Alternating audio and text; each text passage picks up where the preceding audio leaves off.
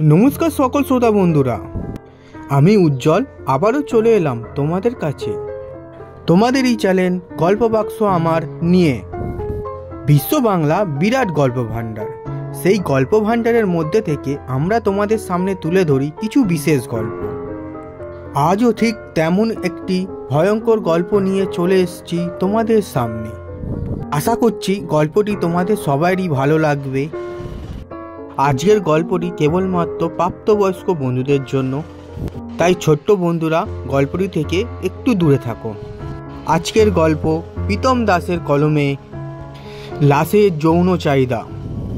যেহেতু গল্পটি প্রাপ্তবয়স্ক বন্ধুদের জন্য, তাই অবশ্যই হেডফোন লাগিয়ে গল্পটি শুনুন। চলো এবার আমরা গল্পতেই প্রবেশ করি।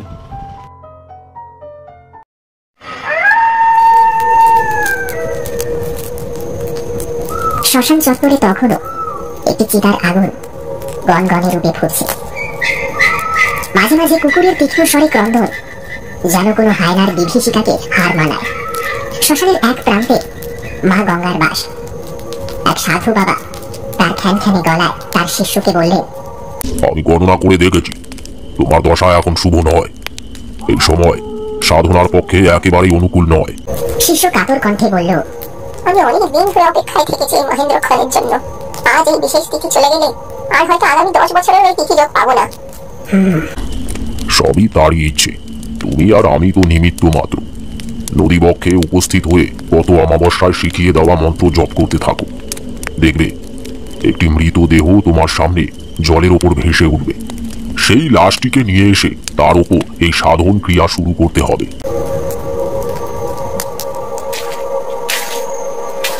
শিষ্য যথারীতি নদীর জলে নেমে ফিস ফিস স্বরে মন্ত্র জপ করতে থাকে। চারিপাশ একেবারে নিস্তব্ধ। হঠাৎ ঠান্ডা এক দমকা হাওয়া কোথা থেকে এসে শরীরে কাঁটা ধরিয়ে দিচ্ছে, কিন্তু তবুও সে ক্রমেই জপ চালিয়ে যেতে থাকে। তারপর এক সময় একটি লাশ জলের মধ্যে ভেসে ওঠে।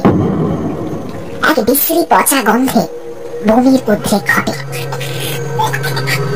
মরা পচার বিকট দুর্গন্ধে গুরুজির চোখ খুলে যায়। তিনি শুধু ক্রুদ্ধ দৃষ্টিতে তার শিষ্যের চোখে চোখ রাখেন। শিষ্য বলল, এই মৃতদেহটাই তো জলের উপরে ভেসে উঠেছিল। অতি ভয়ঙ্কর এই সংকেত। এই মৃতদেহের অবস্থা দেখে বোঝা যাচ্ছে এর স্বাভাবিক মৃত্যু হয়নি, পরলৌকিক কার্যকর্মাদিও সম্পন্ন হয়নি। এই মতো অবস্থায় এই মৃতদেহের ওপর বসে সাধনা করা আর নিজের জীবন বিপন্ন করা প্রায় একই। একটি চুল সমান ভুল হলেও আর রক্ষে নেই। সাধু ক্রুদ্ধ দৃষ্টিতে চেয়ে তাকালেন তার শিষ্যের দিকে। ওহে মূর্খ, আমি তোকে আগেই সাবধান করেছিলাম যে তোর দশা এই মুহূর্তে ভালো নেই, কিন্তু তুই আমার কথা শুনলি না। এখন আর পিছিয়ে আসার কোনো উপায় নেই। জল থেকে মরা ধরার প্রক্রিয়াটি এই সাধন ক্রিয়ার প্রথম পদক্ষেপ মাত্র। সাধন ক্রিয়া শুরু হয়ে গেছে। এখন হয় মন্ত্রের সাধন, নয়তো শরীর পাতন। শ্মশানের মধ্যস্থলে অষ্টদলের ন্যায় এক প্রতিকৃতি অঙ্কন করা হয়েছে। সেই প্রতিকৃতির মধ্যস্থলে মরাটিকে শুইয়ে দেওয়া হয়েছে। মরার কপালে হলুদ লেপে তার উপর লম্বা করে রক্ত চন্দনের তিলক দেওয়া হয়। এরপর গুরুদেবের নির্দেশ মতো মন্ত্র জপ শুরু হয়। সময় তখন মধ্যরাত। জপের সংখ্যা যতই বাড়ছে ততই যেন মরাটির দেহ থেকে দুর্গন্ধ বিশ্রী থেকে বিশ্রীতর হয়ে যাচ্ছে। একটা সময় গিয়ে সাধকের মনে হতে লাগলো যে মৃতদেহটি যেন নাক দিয়ে ফোঁস ফোঁস শব্দে নিঃশ্বাস নিতে শুরু করেছে। রাত আরো গভীর হয়েছে। দূরে সাধু বাবা তখন শিষ্যর মঙ্গল কামনায় জপ করে চলেছে। হঠাৎ এক তীব্র আর্তনাদ শোনা যায়। শ্মশানের বুক চিরে মৃত্যু যন্ত্রণায় কাঁকিয়ে ওঠা কারোর তীব্র আকুতি।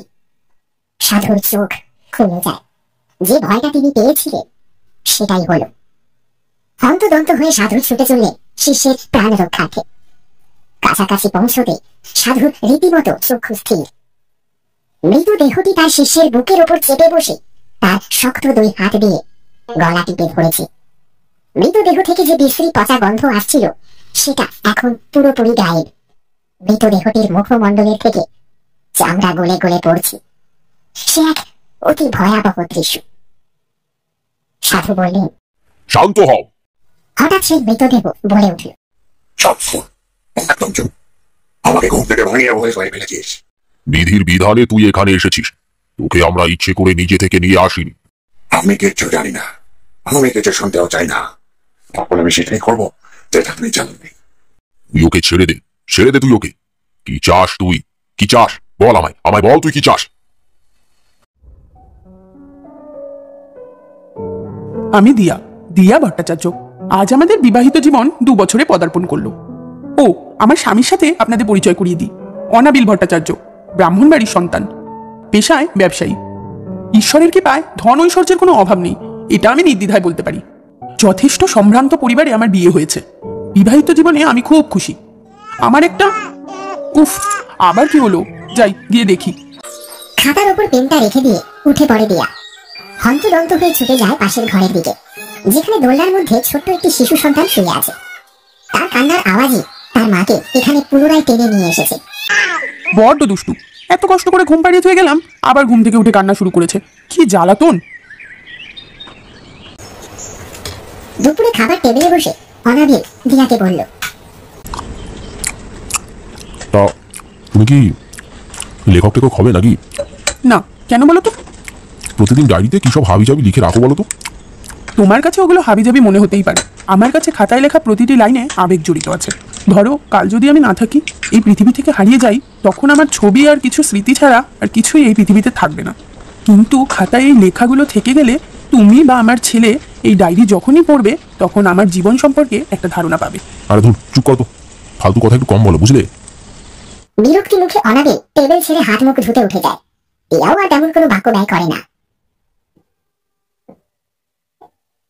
পরদিন সকালে দিয়া তার স্বামী আর পুত্রের মঙ্গল কামনার্থে বাড়ি থেকে অনতি দূরে অবস্থিত মাতা রানীর মন্দিরে পুজো দিতে যায়। নির্বিঘ্নে পুজো সম্পন্ন করে আবার বাড়ির দিকে যাত্রা শুরু করে সে। কিছু দূর যেতে হঠাৎ পেছন থেকে এক রুক্ষ কর্কশ কণ্ঠস্বর ভেসে আসে। দাঁড়াও। সচকিত হয়ে ফিরে তাকায় দিয়া। কে? কপালে লম্বা রক্তচন্দনের তিলক, মাথায় পর্বতের ন্যায় জটা, গলায় ও মণিবন্ধে সারি সারি রুদ্রাক্ষের মালা। তার চোখ দুটো একেবারে লাল, ডান হাতে একখানি গাজার কলকে। ঘোর বামাচারী অঘোরী তান্ত্রিকের মতো শোভা পাচ্ছে তার রূপ। সাধু বললেন, তোর ভালোর জন্যই পেছন থেকে ডাকলাম। হ্যাঁ, কি বলবেন বলুন। তোর সামনে বড় বিপদ। ফাড়া ফাড়া আছে তোর কপালে। ঠিক আছে, বলার জন্য ধন্যবাদ, কিন্তু আমার একটু তাড়া আছে, যেতে হবে। এই বলে দিয়া সেখান থেকে বেরিয়ে পড়ল। ওরে পাগলি মেয়ে, তুই এটা করতে পারলি?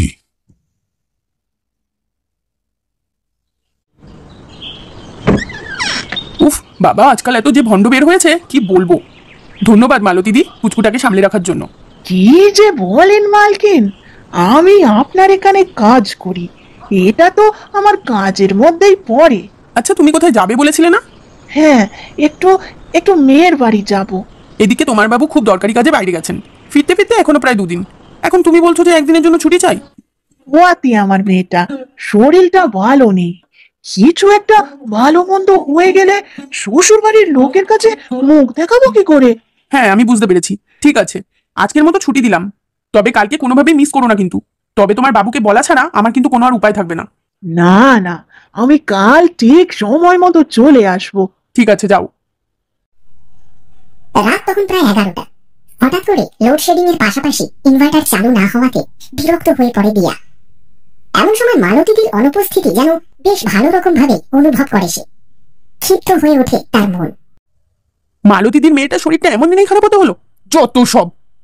পাশের ঘর থেকে চার্জারটা জ্বালিয়ে নিজের ঘরে প্রবেশ করে দিয়া। তারপর দীর্ঘ একটা নিঃশ্বাস ফেলে উঠে বসে বিছানার উপর। হঠাৎ করে পাশে তাকাতে তার বুকের ভেতরটা ছ্যাঁত করে ওঠে। পুচু, কোথায় গেলি পুচু? দিয়া পাগলের মতন বিছানা জুড়ে হাতড়াতে থাকে। বিছানা থেকে পড়ে গেল না তো? আকস্মিক আতঙ্কে থরথরিয়ে কেঁপে ওঠে দিয়া। ঘরের মেঝে আনাচে কানাচে ঘরের মধ্যে সর্বত্র জায়গায় খুঁজতে থাকে তার সন্তানকে। বাইরে ডাইনিং থেকে একটি শিশুর কান্নার আওয়াজ ভেসে আসে। সাথে সাথে চার্জার হাতে নিয়ে ঘর থেকে বেরিয়ে আসে সে। ঘর থেকে বের হতে অদ্ভুত একটা ঠান্ডা অনুভূতি হয় গোটা শরীর জুড়ে, কিন্তু তাতে গ্রাহ্য না করে চার্জার হাতে এগোতে থাকে দিয়া। তবে বড় একটা অস্বস্তি বোধ হতে থাকে তার মধ্যে। নানান ধরনের প্রশ্ন ঘুরতে থাকে তার মাথার ভেতর। পুচু, পুচু, পুচু। হঠাৎ চার্জারের আলোয় বড় একটা ছায়া মূর্তিকে দ্রুত গতিতে বেরিয়ে যেতে দেখে দিয়া। ভয়ে চমকে ওঠে দিয়া। তার হাতের চার্জারটি মেঝেতে পড়ে ভেঙে যায়, আর তার সাথে এক রাশ অন্ধকার গ্রাস করে পুরো বাড়িটাকে। তারপর অন্ধকারের মধ্যে কোনো মতে ঘরে ঢুকে বিছানার তলা থেকে একটা ছোট্ট টর্চ বের করে দিয়া। টর্চ জ্বালিয়ে ঘরের পাশ থেকে ছোট্ট একটি লাঠি হাতে তুলে নেয় সে। তারপর কাঁপতে কাঁপতে বাইরে বেরিয়ে আসে। কে কে কে ওখানে?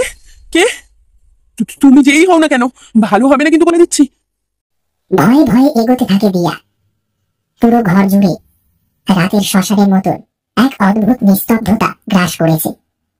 নিজের নিঃশ্বাসের শব্দ শুনেও যেন হাড় হিম হয়ে আসছে। হঠাৎ অস্পষ্ট একটা শিশুর কান্নার আওয়াজ ভেসে আসে।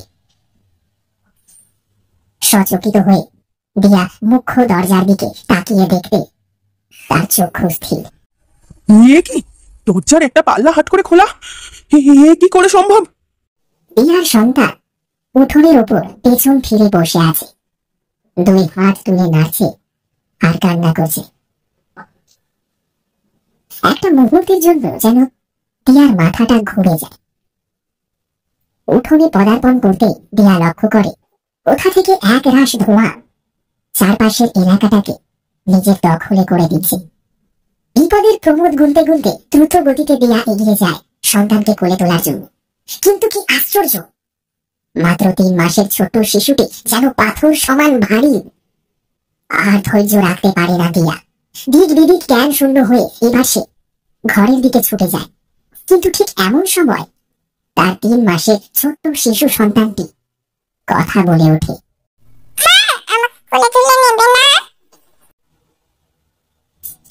দিয়া নিজের কানকে যেন বিশ্বাস করতে পারে না। কিন্তু এরপর সে যা দেখল তা কল্পনার অতীত। সে দেখল পিছন ফিরে বসা তার সন্তানটির মাথা পুরোপুরি ঘুরে তার দিকে তাকিয়েছে। তার চোখ দুটি ধবধবে সাদা, চোখের তারাদয় কোথায় যেন অদৃশ্য হয়ে গেছে। এবার একটা ভয়ঙ্কর কর্কশ কণ্ঠস্বরে শিশুটি বলে ওঠে, আমাকে কোলে তুলে নেবে না? না। এর হাতে থাকা টর্চটা উঠোনে পড়ে বন্ধ হয়ে যায়। ছুটে দরজা বন্ধ করে ঘরের দিকে দৌড় দেয় দিয়া। ছোট 3 মাসের শিশুটি তখন উঠে দাঁড়িয়ে হাঁটতে শুরু করেছে আর বলছে, আমি আসছি, আমি তোমার কাছে। ঘরে পৌঁছানোর আগে ঘরের দরজার 2 পাল্লা আপনা থেকে বন্ধ হয়ে যায়। সর্বশক্তি দিয়ে দরজা ধাক্কাতে থাকে।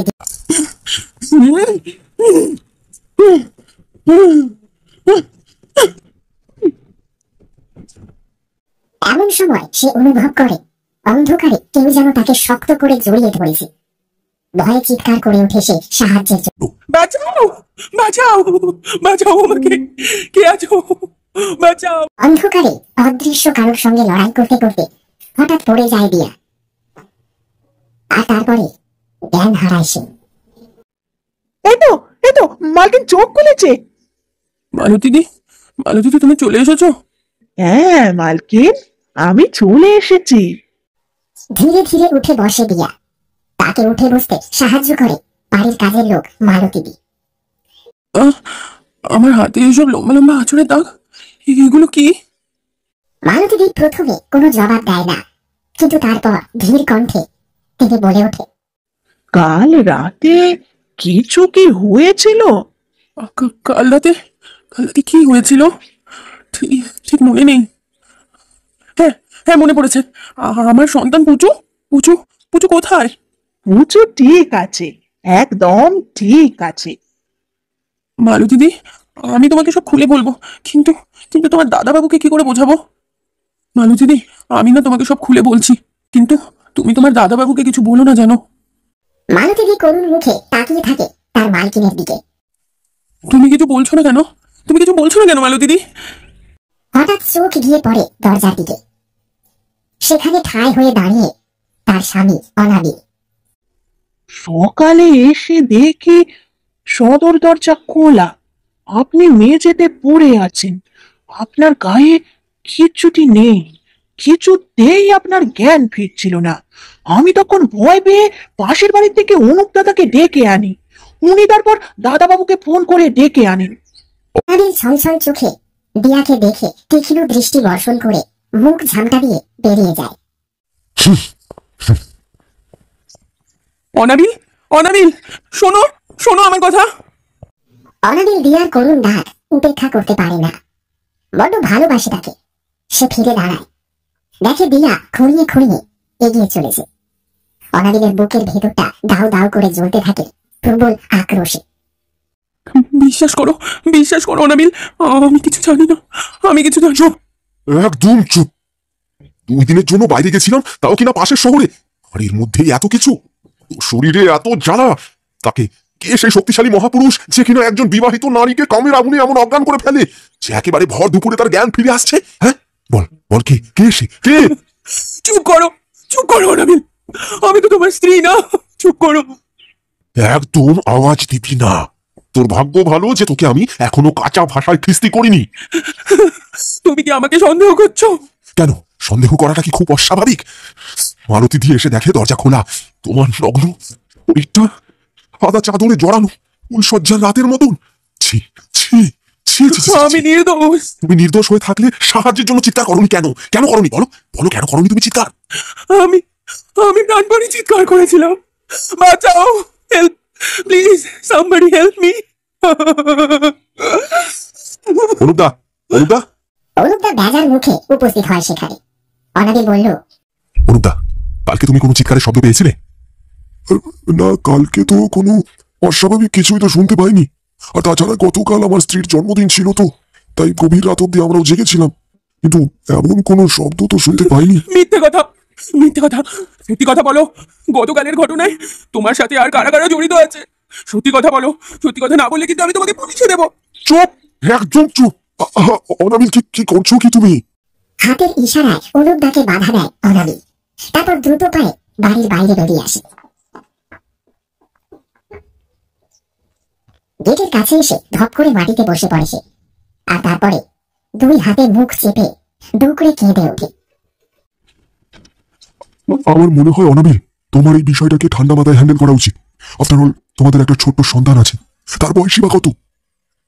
অনুপদা, সন্তানটা আমার একা নয়, দিয়া আমার দুজনের। আমাকে বলা হয়েছিল যে দিয়ার শরীর খারাপ, তাই আমি এসেছি। কিন্তু কিন্তু এখানে এসে যা দেখলাম তাতে আমি আর বিশেষ কিছু বলতে চাই না। দেখো অনাবিল, তোমাদের ব্যক্তিগত পরিসরে ঢুকে এই মন্তব্য করাটা আমার একেবারেই অনুচিত। তাও আমি তোমাকে বলবো বিষয়টা নিয়ে একটু ঠান্ডা মাথায় ভেবে দেখার জন্য। ঠান্ডা মাথায় ভেবে দেখেছি, ভাবছি ওকে ডিভোর্স দিয়ে মুক্ত করে দেব। আমার কাজের সূত্রে মাঝে মধ্যেই বাইরে যেতে হতে পারে, তখন তো আমি এই হেডেক মাথায় নিয়ে চলতে পারবো না। তুমি কি আবার এখনই কাজে বেরিয়ে যাচ্ছ নাকি? হ্যাঁ, আমি ছুটি নিয়েছিলাম ঠিকই, কিন্তু এখানে এসে যা পরিস্থিতি দেখলাম তাতে আমার এখানে থাকাটা একেবারেই অনুচিত। কে জানে, রাগের মাথায় ভুল করে কিছু একটা করে বসি। ফন ফন করে এগিয়ে গিয়ে গাড়িতে উঠে বেরিয়ে যায় অনাবিল। মালকিন, আপনি সকাল থেকে তেমন কিছু মুখে দেন নাই। আমি আপনার জন্য একটু সেদ্ধ গলা ভাত আর 1খানা ডিম ভেজে আনি। বিষণ্ণ করুণ দৃষ্টিতে মালতীর দিকে তাকায় দিয়া। হঠাৎ বাড়ির কলিং বেলটা বেজে ওঠে। এত রাতে আবার কে এলো? দাঁড়ান মালকিন, আমি এখনই দেখে আসছি। দ্রুত ঘর থেকে বেরিয়ে সদর দরজার দিকে হেঁটে যায় মালতীদি। কিছুক্ষণ পর হন্তদন্ত হয়ে ঘরে এসে মালকিনকে সে বলে, মালকিন, আমার মেয়েটার খুব ব্যথা উঠেছে, একেবারে একেবারে ছটফট করছে, আমাকে এক্ষুনি একটিবার বাড়িতে যেতে হবে। তাহলে তাহলে আজ রাতেও আমাকে একা থাকতে হবে? না না মালকিন, আপনি কিছু চিন্তা করবেন না, দাঁড়ান আমি দেখছি ক্ষণ। কিছুক্ষণ পর মালতীদি প্রতিবেশী অনুপ রায়ের স্ত্রী অনামিকাকে নিয়ে ঘরে প্রবেশ করে। মালকিন, আমাকে কয়েক ঘন্টার জন্য ছুটি দেন, ততক্ষণ পর্যন্ত না অনামিকা দিদি আপনার সাথে থাকবে কোন। এরপর মালতী দি নিজের বাড়িতে চলে যায়। এদিকে রাত গভীর হওয়াতে দিয়া ও অনামিকা দুজনে গভীর ঘুমে আচ্ছন্ন হয়ে পড়ে। রাত তখন প্রায় 2টো। ঘড়ির কাঁটার শব্দ স্পষ্ট শোনা যাচ্ছে ঘরের মধ্যে। দিয়া হঠাৎ ঘুমের মধ্যে স্বপ্ন দেখে কেউ একজন তার বাড়ির সদর দরজা খুলে ধীরে ধীরে এগিয়ে আসছে শয়ন কক্ষের দিকে। ঘুমন্ত অবস্থাতে দিয়া প্রচন্ড রকমের অস্থির হয়ে ওঠে। সে চিৎকার করার চেষ্টা করে কিন্তু পারে না। সে দেখতে পায় সেই কালো কুচকুচে চেহারার অবয়বটি তার শয়ন কক্ষের দরজার একেবারে সামনাসামনি এসে দাঁড়িয়ে আছে। এমন সময় হঠাৎ করে 2 চোখ খুলে যায় দিয়ার। তার সমগ্র শরীর অজানা আতঙ্কে ঘামে ভিজে গেছে। তার চোখ দুটো রক্ত জবার মতন লাল হয়ে আছে। তার বিছানার মাথার উপর সিলিং ফ্যানটা স্বভাব সিদ্ধ ভঙ্গিতেই ঘুরে চলেছে। দিয়ার চোখ দুটি কপি কলের মতন আটকে আছে দরজার দিকে। ঠিক কিছুক্ষণের অপেক্ষা, আর তারপরে খুট করে দরজার ছিটকিনিটা আপনা থেকে খুলে যায়। ভয়ে লাফিয়ে উঠে বসে দিয়া। তারপর সজোরে ধাক্কা দিতে থাকে তার পাশে শুয়ে থাকা অনামিকা দিকে। কিন্তু অনামিকা দিন কোনো সাড়া নেই, যেন তিনি একেবারে চির ঘুমে শায়িত হয়ে গেছে। এদিকে ধীরে ধীরে দরজার পাল্লা দুটো খুলে যেতে থাকে। দিয়ার 2 চোখ ভয়ে বিস্ফারিত। তার বুক হাঁপুড়ের মতন ওঠানামা করছে। এবারে ঘরের ভেতরকার ড্রিম লাইটটি দপ দপ করতে শুরু করেছে, যেন এই বুঝি অন্ধকার গ্রাস করে সেই আলোটাকে। আলো আধারির খেলায় দিয়া এক ঝলকের জন্য দেখতে পায় সেই কালো কুচকুচে অবয়বটিকে। তার চোখ দুটি টকটকে লাল, চেরা লকলকে জিভ বেরিয়ে আসছে মুখ গহ্বর থেকে। তার যৌনাঙ্গ উত্থিত। দিয়া পাগলের মতন চিৎকার করে, কে কে কোথায় আছো? কে কোথায় আছো? বাঁচাও! মালো দিদি, অনাবিল, অনুপদা, হেল্প হেল্প! ছায়ার মতো কখনো দৃশ্যমান বা কখনো অদৃশ্য হতে হতে অবয়বটি বিছানার একদম কাছে দিয়ার পাশে এসে উপস্থিত হয়। সেটা বুঝতে পেরে দিয়া সর্বশেষ একবার সাহায্য পাওয়ার আশায় চিৎকার করার একটা ব্যর্থ চেষ্টা করে। কিন্তু তার আগে এক রাশ অন্ধকার মেঘ ভাঙা বৃষ্টির মতো হুড়মুড়িয়ে নেমে আসে দিয়ার উপর।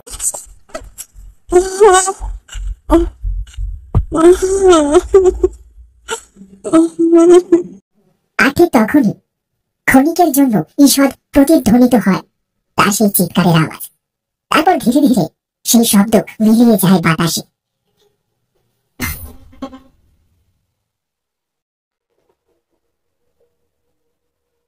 সকালবেলায় ঘুমটা ভাঙলে দিয়া অবসন্ন বোধ করে। সূর্যরশ্মির প্রখর তেজে তার চোখ দুটি বুজে আসে। কোনো ক্রমে উঠে বসে দিয়া।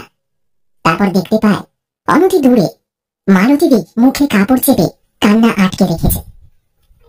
দূরে অনুপদা আর তার স্ত্রী অনামিকা এবং আরো বেশ কিছু প্রতিবেশী দাঁড়িয়ে। এবার এক জিঘাংসাপূর্ণ অনুভূতি ভেতরটা নাড়িয়ে দিয়ে যায় দিয়ার। এতক্ষণ পরে সে লক্ষ্য করে সে বাড়ির পাশে ছোট্ট বাগানটিতে আছে। তার নগ্ন শরীরটা সাদা চাদরে মোড়ানো, যেন আবারও এক ঘনিষ্ঠ সঙ্গমময় রাত কাটিয়ে উঠেছে সে। মুহূর্তের মধ্যে এক ঝলক মাথাটা ঘুরে যায়। সে কোনো কিছু একটা মনে করার চেষ্টা করে, কিন্তু মাথার মধ্যে তীব্র যন্ত্রণা তাকে বাধা দেয়। এমন সময় সেখানে এসে উপস্থিত হয় তার স্বামী অনাবি। আবারও একবার সেই দৃশ্য দেখে সে তার নিজের উপর নিয়ন্ত্রণ হারিয়ে ফেলে। উদ্যত ভাবে এগিয়ে যায় দিয়ার দিকে। তারপর তাকে চুলের মুঠি ধরে দাঁড় করিয়ে ক্রমান্বয়ে তার 2 গালে চড় বর্ষণ করতে থাকে। তুমি আবার আবার আবার আবার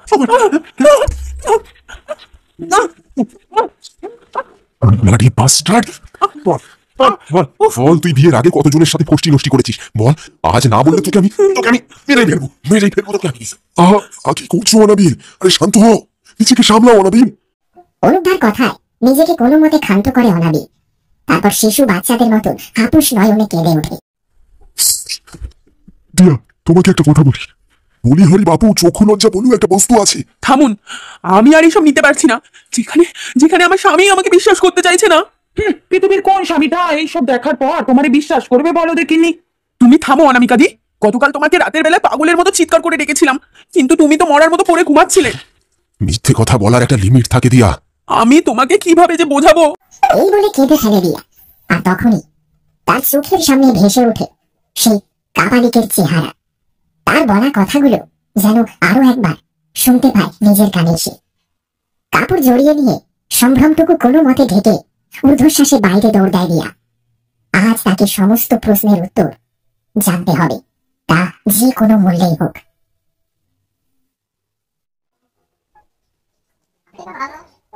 রাস্তা দিয়ে পাগলের মতন দৌড়তে থাকে দিয়া। দিনে দুপুরে একজনকে এইভাবে দৌড়তে দেখে পথ চলতি অনেক মানুষই হতচকিত হয়ে ওঠে। কারোর কারোর ভ্রুদয় সংকুচিত হয়ে ওঠে, কিন্তু কোনো এক স্বার্থপরতার ভয়ে, শঙ্কা দেখেও এক পর্যায়ে না দেখার ভান করে বিষয়টি সকলে এড়িয়ে চলে যায়। দিয়া এসে উপস্থিত হয় মন্দিরের বাইরে। উদ্ভ্রান্তের মতন খুঁজতে থাকে সেই কাপালিককে। মন্দির প্রাঙ্গণের বাইরে এমতো অবস্থায় একজন নারীকে দেখে পুজো দিতে আসা ভক্তগণের অনেকেরই মনে প্রশ্ন চিহ্ন উদিত হয়। একজন মহিলা দিয়াকে জিজ্ঞাসা করে, তুমি ঠিক আছো তো? আরেকজন বয়স্ক ব্যক্তি জিজ্ঞাসা করল, কোনো সমস্যা হয়েছে কি? হঠাৎ দিয়ার চোখ আবিষ্কার করে ফেলে সেই কাপালিককে। কিন্তু কাপালিক দিয়াকে দেখা মাত্রই হন হন করে হেঁটে অন্যদিকে চলে যেতে থাকে। দিয়া প্রাণপণে কাপালিককে অনুসরণ করতে থাকে। দাঁড়ান দাঁড়ান বাবা, একটু দাঁড়ান। কাপালিক দিয়ার কোনো কথার উত্তর না দিয়ে হনহনিয়ে পা চালিয়ে এগোতে থাকে। হঠাৎ এক জায়গায় এসে কাপালিক থমকে দাঁড়ান। তিনি পাথরে একটি টিলার উপর বসে কটমট করে চেয়ে তাকিয়ে থাকেন দিয়ার দিকে। এতক্ষণে দিয়া যেন নিজের ঘোর থেকে বাইরে বেরিয়ে আসে। সে লক্ষ্য করে চারপাশটা একেবারে জঙ্গলাকীর্ণ, প্রায় নির্জন। কাপালিক বললেন, আমাকে ওইভাবে অনুসরণ করছিলিস কেন? আপনি তো সব জানেন। আমি আমি সব জানি।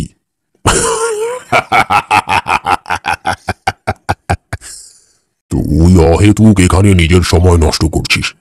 যা, ভাগ ভাগ এখান থেকে। না না, যাবো না। আমার প্রশ্নের উত্তর না পাওয়া অবধি আমি এখান থেকে কোথাও যাবো না। তোর উত্তর চাই? সব প্রশ্নের উত্তর তুই পেয়ে যাবি, কিন্তু তার জন্য তোকেও যে কিছু দিতে হবে।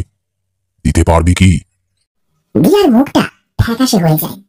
তার চোখ দুটো এক অপার্থিব যন্ত্রণায় কুঁকড়ে ওঠে। তার মুখমণ্ডলে ভীষণ রকমের এক আক্রোশ ফুটে ওঠে, কিন্তু পর মুহূর্তে স্থিমিত হয়ে যায় আবার। দিয়া ধীরে ধীরে তার শরীরের ওপর সামান্য আবরুটুকু আচ্ছাদন থেকে নিজেকে মনের মধ্যে পুষে রাখা হাহাকারের মতো বের করতে থাকে। থাম, আগে পুরো কথাটা শোন।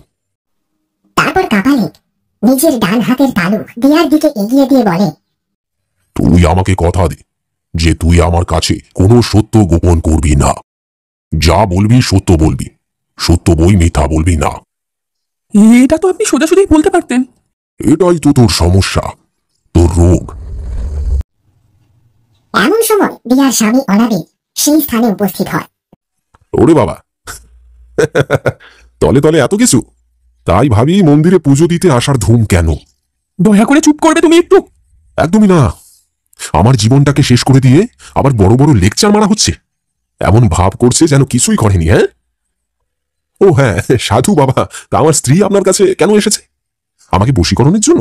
তা বাবা, আপনি 1 ঘন্টায় বশীকরণ করেন নাকি 1 মিনিটে? না মানে, আমার স্ত্রীর হাতে বেশি সময় নেই তো। ওকে আমি খুব শীঘ্রই ঘর থেকে দূর দূর করে তাড়িয়ে দেব। আচ্ছা, তা তুমি খুব সাধু, তাই না?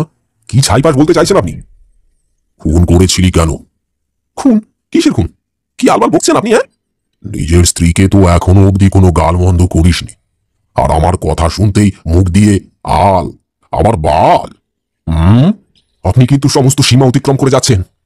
ওই দিন রাতে তুই আর তোর ভাড়াটে 3 জন দুষ্কৃতী মিলে ছেলেটির পেটে একের পর এক ছুরি বসিয়ে খুন করেছিলি কেন? জবাব দি। দিয়া, চলো এখান থেকে। এসব ভণ্ড লোকের পাল্লায় পড়ো না। না, আমি কোথাও যাব না। অনেক হয়েছে, অনেক সহ্য করেছি, আর নয়। আমার অনুমতি ছাড়া কেউ 1 পা এখান থেকে গেলে তার ঠ্যাং খোড়া করে রেখে দেব। আপনি জল খাবে অনাবিল? অনাবিল ফ্যাকাশে মুখে চেয়ে থাকে কাপালিকের দিকে। আমি এখন তোমাদের একটা কাহিনী শোনাবো। এই কাহিনীতে 3 জন মুখ্য চরিত্র রয়েছে। কাকতালীয় বশত তাদের নাম অনাবিল, দিয়া আর অভি। অনাবিল আর দিয়া দুজনেই হতবাক হয়ে চেয়ে থাকে কাপালিকের মুখের দিকে। আজ থেকে কয়েক বছর আগের কথা। অভি, এই অভি, ওঠো। আর কত ঘুমাবে? বাড়ি ফিরতে হবে তো। উফ, তোমার কোলে মাথাটা রেখে শান্তিতে একটু ঘুমোচ্ছিলাম, দিল ঘুমটা দফা দফা করে। বুঝতেই পারছি ফুলসজ্জার রাতে যে তুমি ঠিক কি করবে। এসেছিলাম প্রেম করতে, কিন্তু বাবু কোলে মাথা রেখে একেবারে ঘুমিয়েই পড়লেন। তড়াক করে লাফ দিয়ে ওঠে অভি। এই, তুমি কি আমার পৌরসত্বের উপর সন্দেহ করছো? তোমার ওইসব ফালতু প্রশ্নের উত্তর দেওয়ার মতো সময় নেই আমার কাছে এখন। এখন আমাকে বাড়ি ফিরতে হবে তো। পরদিন রাতের বেলায় হঠাৎ করে অভির মোবাইলটা আবার বেজে ওঠে।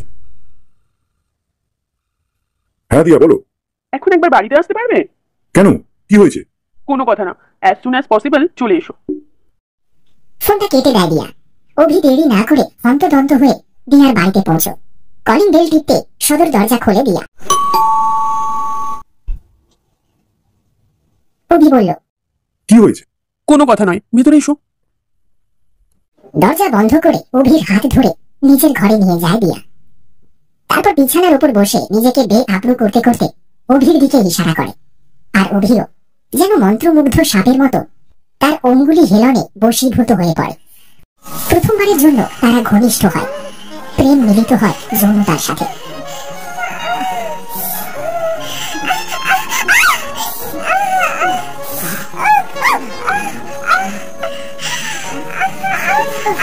সেই শুরু। তারপর মাঝে মধ্যে দুজনে একে অপরের সাথে ঘনিষ্ঠ হতে থাকে। অভি দিয়ার প্রেমে পুরোপুরি মগ্ন হয়ে যায়। কিন্তু নিয়তির খেলা অন্যরকম ছিল। ফলে হলো বিধি বাম। একদিন অভি জানতে পারে দিয়ার সম্বন্ধ স্থির হয়ে গেছে। সে যেন নিজের 2 কানকে বিশ্বাস করতে পারে না। ছুটে যায় দিয়ার সাথে দেখা করতে, কিন্তু কিছুতে আর তার সঙ্গে সাক্ষাৎ হয়ে ওঠে না। শেষমেশে অনেক টানাপোড়েনের পর অভি দিয়ার সাথে সাক্ষাৎ করতে পারে। অভি বলল, দিয়া, এটা তুমি আমার সঙ্গে কি করতে পারলে? অভি, কোন বাবা মা চাইবে বলো তো বেকার ছেলের সাথে বিয়ে দিতে? তুমি কি জানতে না আমি বেকার? দেখো, প্রেম করা আর বিয়ে করা দুটোর মধ্যেই আকাশ পাতাল তফাৎ। আর তোমার আমার সেই মুহূর্তগুলো? দেখো, এইসব আজকাল খুবই কমন ব্যাপার। তুমি ভেবেছো কি আমায় মেল প্রস্টিটিউট? তোমার কি মনে হচ্ছে আমার কি কষ্ট হচ্ছে না? আমাদের সম্পর্কের কথা বাবা মার কাছে কিভাবে তুলে ধরি বলো তো?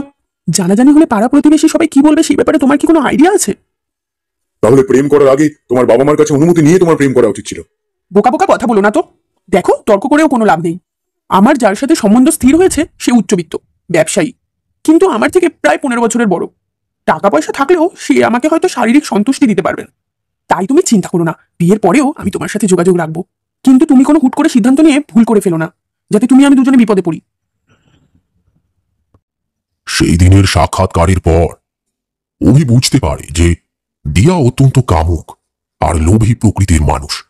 তার ভেতরটা কষ্টে ঝাঁঝরা হয়ে যাচ্ছিল, কিন্তু সে ঠিক করে দিয়াকে নিজের জীবন থেকে মুছে ফেলে দেবে চিরতরে। কিন্তু তার আগে অভির ওপর হলো আক্রমণ।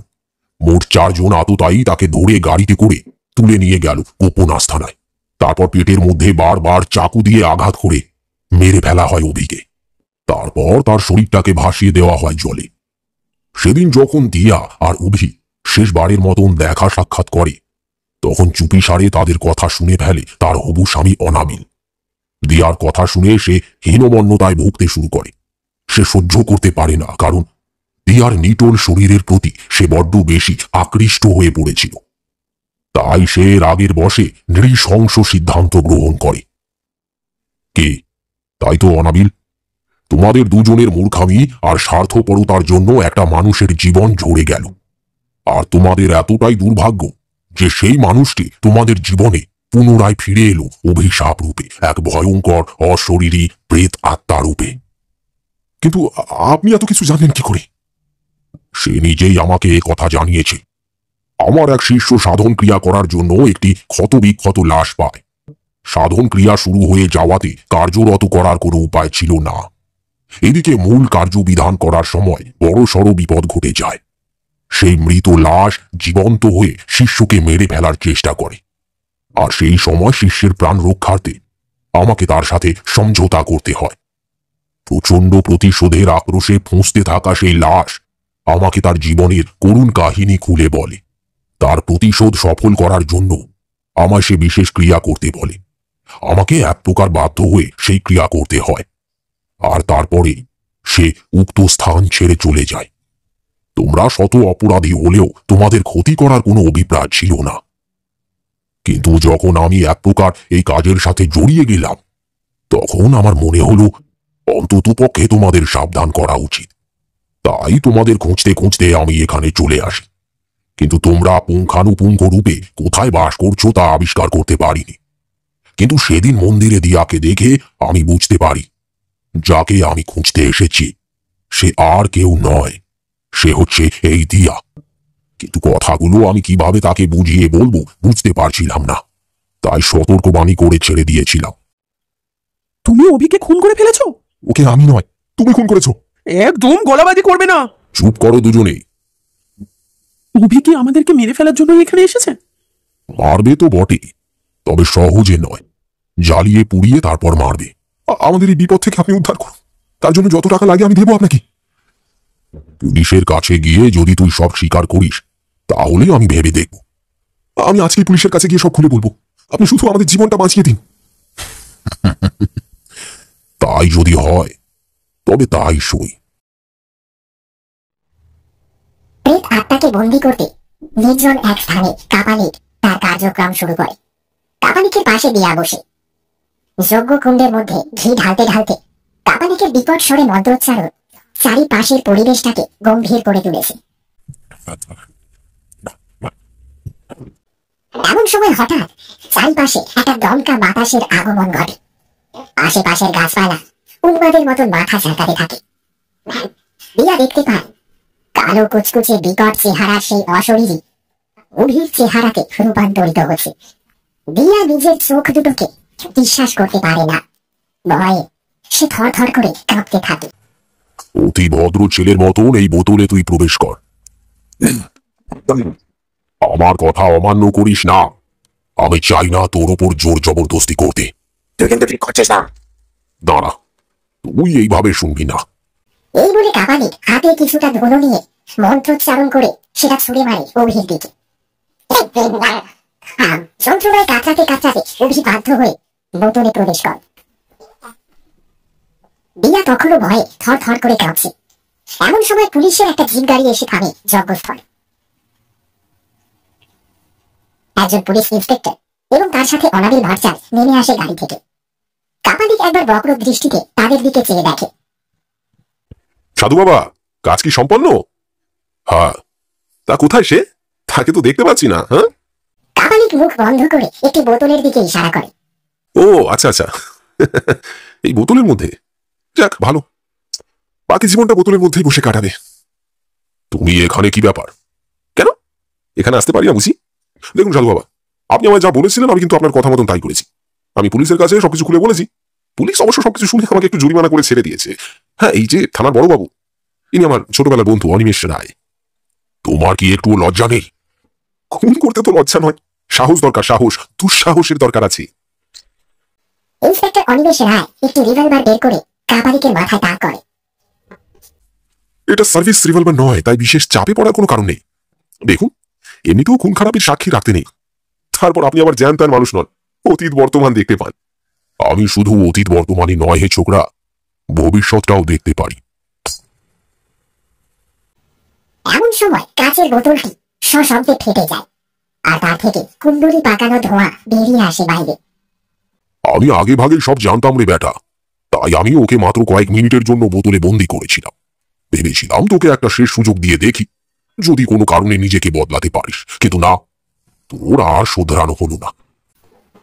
ইন্সপেক্টর অনিমেষ রায় সেই ধোঁয়ার দিকে বেশ কয়েকবার গুলি বর্ষণ করলেন, কিন্তু তারপর সেই ধোঁয়া এক ভয়ঙ্কর দানবের রূপ নিয়ে আমলে পড়ে অনিমেষ রায়ের ওপর। মুহূর্তের মধ্যে তার শরীরটাকে ছিঁড়ে দু টুকরো করে ফেলে। না না না, এটা হতে পারে না, এটা কিছুতেই হতে পারে না।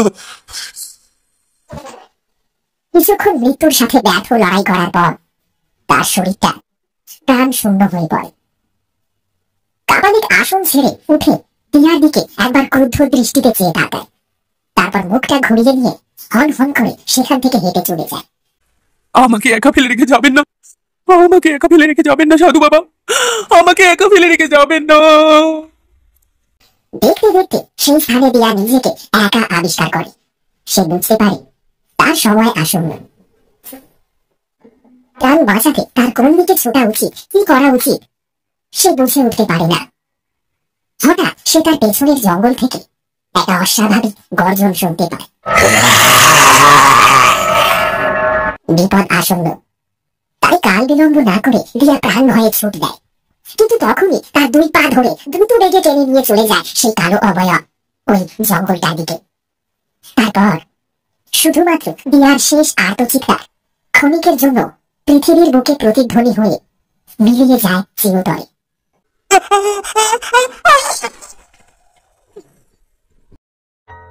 আজকের গল্প এই পর্যন্তই। লাশের যৌন চাহিদা, প্রীতম দাসের কলমে। গল্পটি কেমন লাগলো অবশ্যই আমাদেরকে কমেন্টের মাধ্যমে জানাও।